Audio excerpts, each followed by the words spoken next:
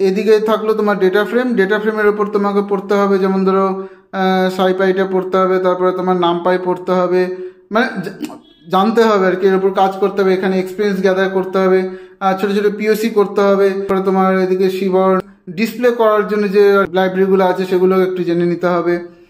এগুলো তোমাকে পড়তে হবে। ডেটা ফ্রেম মানে হচ্ছে তোমার data analysis, estimation, future estimation, এগুলোর ওপর তোমাকে মানে পিওসি করতে হবে। পাইথনের উপর একটা জব হয় মেশিন লার্নিং, ডেটা সায়েন্স, এ ধরনের একটা জব হয়।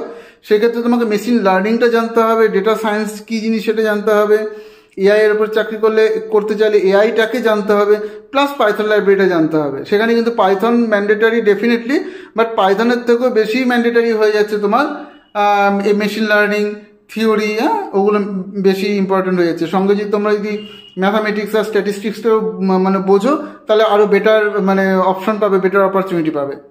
ঠিক আছে, যেটা আমাকে শুভেন্দু তুমি বলেছিলে, আমি তোমাকে বলছি, পার্সোনালি তোমাকে বলছি, এই কোয়েশ্চেনটা তোমারই ছিল। দেখো, পাইথন ডেটাবেস যেটা যে জবটা তুমি বলছো, সেটা পাইথনের সঙ্গে ডেটাবেসকে কানেক্ট করে data insertion, data selection, database নিয়ে কাজ, এসে এসকিউএল হতে পারে, নো এসকিউএল হতে পারে, এগুলোর উপর কাজ। এই জিনিসটা একটু আলাদা। ঠিক আছে, তো অ্যাকচুয়ালি মানে এটা এপিআই ডেভেলপমেন্টের মধ্যেই পড়ছে। এবার তুমি এপিআই ডেভেলপমেন্টের মধ্যে তুমি যদি মনে করো যে আমি ব্যাক এন্ড ইঞ্জিনিয়ারের কাজ করব, ব্যাক এন্ড ইঞ্জিনিয়ারের ক্ষেত্রে অনেক সময় এটা কাজে লাগে যে আমি ডেটাবেসকে কীভাবে কানেক্ট করব। ঠিক আছে, বড় বড় প্রজেক্ট হলে তুমি শুধুমাত্র ডেটাবেস কানেক্ট করবে, ডেটাবেস থেকে মানে অবজেক্টটা নেবে, অবজেক্টের যে তোমার কাছে ডেটা কালেকশন থাকবে সেই ডেটাটাকে তোমার ওই ডেটাবেস পর্যন্ত পৌঁছিয়ে দিতে হবে। আমি বললাম আমার মতন করে।